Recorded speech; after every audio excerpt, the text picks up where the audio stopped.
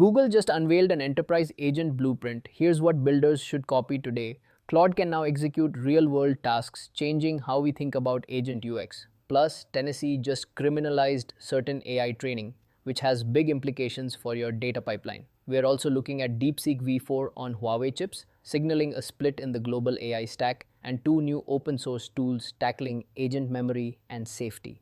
No BS AI briefing brought to you by Proactive AI. Welcome back. I'm your host Vikesh, and this is where builders get straightforward AI news without the fluff.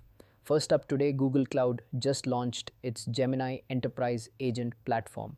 Now, this isn't just another AI tool, it's a comprehensive suite for building, testing, and deploying AI agents at scale. Think of it as an end-to-end lifecycle solution. It's got Agent Studio for development, an agent developer kit, an agent registry to manage your agents, strong integration with their multi-agent communication protocol, observability features, and a full simulation environment. What's really interesting for builders is that it's baked in with cryptographic identities for traceable, auditable agent actions, plus model armor protections and secure connectivity via MCP and A2A protocols. For us, this matters because it's a full reference architecture for enterprise-grade governance, observability, and security.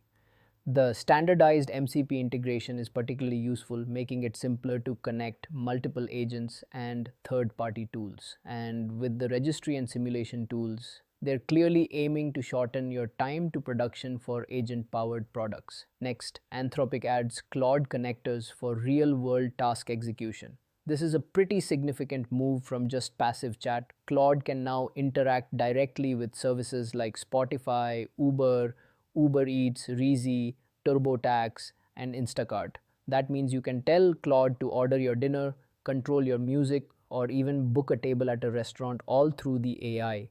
It's a clear shift from just conversational AI to active task executing agents. For builders, this validates a huge demand for truly agentic AI. It also offers a really practical blueprint for how API integrations will work with these next-gen models. It's signaling a product direction that's moving beyond just sophisticated chat and firmly into direct task execution. I mean, imagine what this opens up for your product's capabilities. Also in the news, DeepSeek for preview debuted with native Huawei chip support. This new preview offers a massive 1 million token context window, and it comes in two variants, V4 Pro with 1.6 trillion parameters and a lighter V4 Flash with 284 billion parameters. But here's the kicker.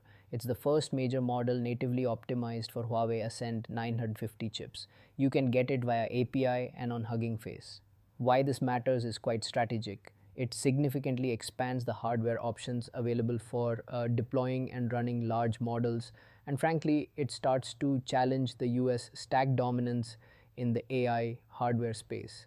Plus, that 1 million token context window immediately puts DeepSeek V4 into direct evaluation sets right alongside the leading models from OpenAI, Anthropic, and Google. That's a powerful new player in the mix. Then we've got Tennessee passing a new AI criminalization law. This is a bit of a curveball for builders. HB 1455 and SB 1493 create a Class A felony for knowingly training AI to encourage suicide, homicide, or certain emotional or human mimicking behaviors.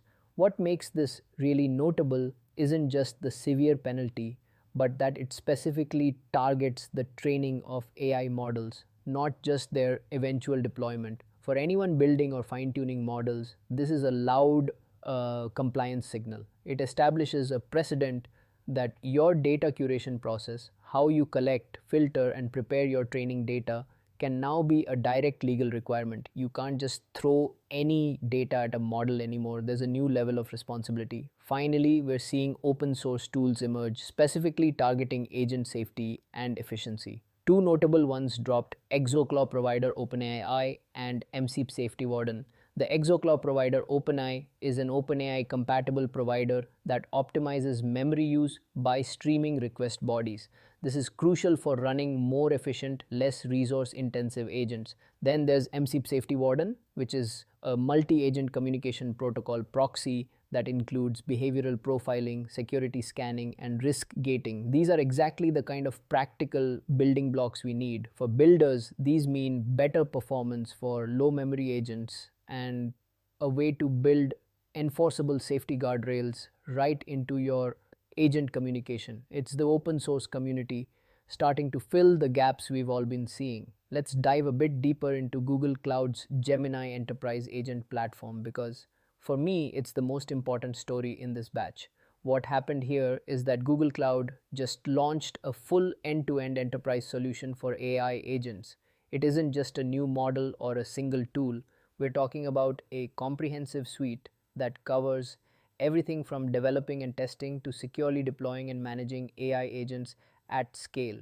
This platform includes Agent Studio, an agent developer kit, an agent registry, powerful integration with their multi-agent communication protocol, robust observability tools, and a full simulation environment.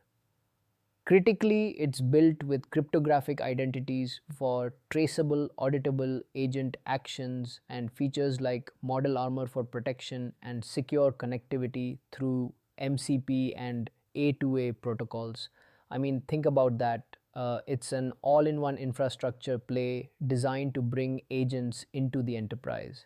Now, why this matters right now is huge for the industry. For a long time, the agent space has been pretty fragmented. Builders have had to stitch together different libraries, tools, and custom solutions to get agents working.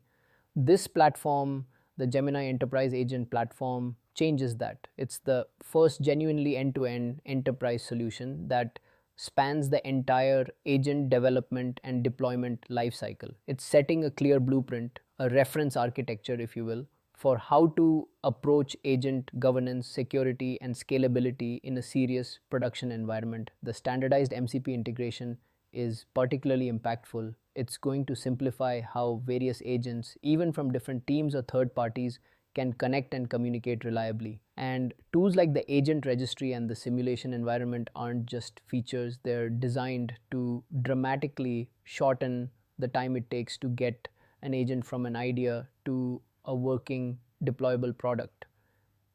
It's about making agents not just exciting experiments, but practically deployable governed assets. So, who should really care about this? Founders and product managers. You should absolutely be looking at this as a signal and a reference. If you're thinking about integrating agentic capabilities into your SaaS product or building a new agent first venture, this platform shows you what the big players consider essential for enterprise adoption. Things like governance, security, and auditable actions. It's a glimpse into what will become the table stakes for reliable AI agents. Engineering leaders. This directly addresses the operational nightmares of managing autonomous systems. The observability features, the cryptographic identities for tracing actions, and model armor for security aren't just buzzwords, they're critical for debugging complex agent behaviors, ensuring compliance in regulated industries, and maintaining control over agents in a production environment. It reduces the Wild West feel of agent development and even indie hackers. While this is an enterprise offering, the underlying architectural patterns and the problems it solves are universal. Understanding why a registry, simulation, or traceable actions are important will make your own agent projects, even if they're built with simpler open source components, far more robust and scalable. It's about applying big company best practices to your smaller, agile projects. How I'd think about it as a builder is that this marks a significant shift. Before, we were often asking, can we even build an agent that does X? Now, with this kind of infrastructure emerging, the question becomes, how do we confidently deploy, manage, and scale agents in a secure, compliant way?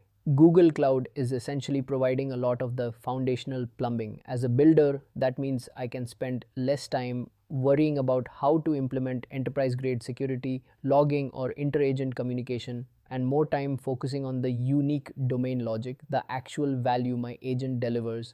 It's like moving from building a house from raw materials to getting a prefabricated high-quality shell. You still customize the interior to make it your own, but the core structure, the security, the foundational elements, they're already there and battle tested. This frees you up to innovate on the application layer. The MCP support, especially, solidifies a gateway pattern that's likely to become an industry standard, further simplifying integration nightmares. My no BS take on this is that it's not hype. This is a crucial, necessary evolution of the infrastructure layer for AI agents. While we still need to see the platform's maturity and get clearer pricing details, the direction is undeniable. Agents won't go mainstream in enterprise without this kind of robust, secure, and governable tooling. Google Cloud is essentially telling the market, we're ready for the agentic future, and here's the framework for building it securely and at scale. It frees up product and application builders to focus on solving real business problems rather than getting bogged down in foundational engineering. If you're finding this useful, hit follow in your podcast app right now. It takes 2 seconds and it's the best way to make sure you don't miss the next briefing.